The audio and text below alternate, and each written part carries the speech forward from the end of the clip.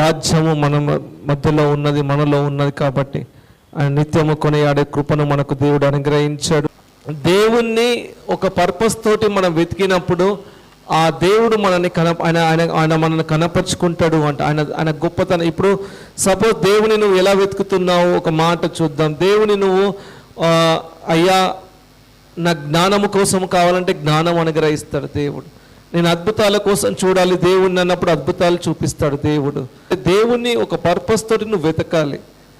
అంటే ఏదో క్యాజువల్గా దేవుని దగ్గరికి వచ్చేసాను, దేవుని నమ్మాను అంటే దేవుని పర్పస్ అంటే దేవుని ఒక పర్పస్ తోటి వెతకాలి అంటే మొదటిగా మనకి ఏముండాలి అంటే దేవుడు ఏమై ఉన్నాడో ఆ జ్ఞానం మనం సంపాదించుకోవాలి, అది అర్థం చేసుకోవాలి.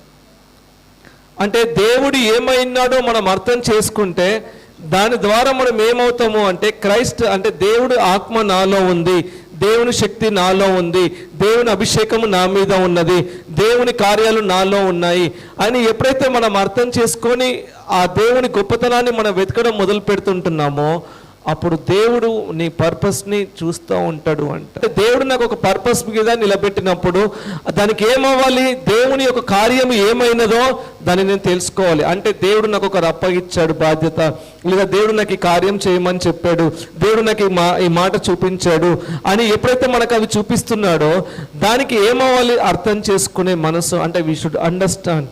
అంటే ఒక పర్పస్ మీద నువ్వు అర్థం చేసుకొని ముందుకు సాగే కృప. దేవుణ్ణి వెతకాలి అంటే ఆయన జ్ఞానం సంపాదించుకో. అసలు దేవుడు ఏమైనాడో నీకు తెలియాలి, ఆ దేవుని శక్తి ఏమైనదో నీకు తెలియాలి.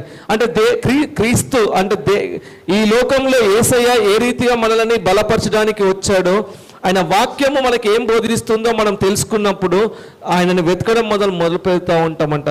సో దేవుని వెతకాలి, ఆయన సెక్కింగ్ అంటూ గోడ్, దేవుని అడుగుడు మీకు ఇవ్వబడును అంటాడు, వెతుకుడు మీకు దొరుకును అంటాడు.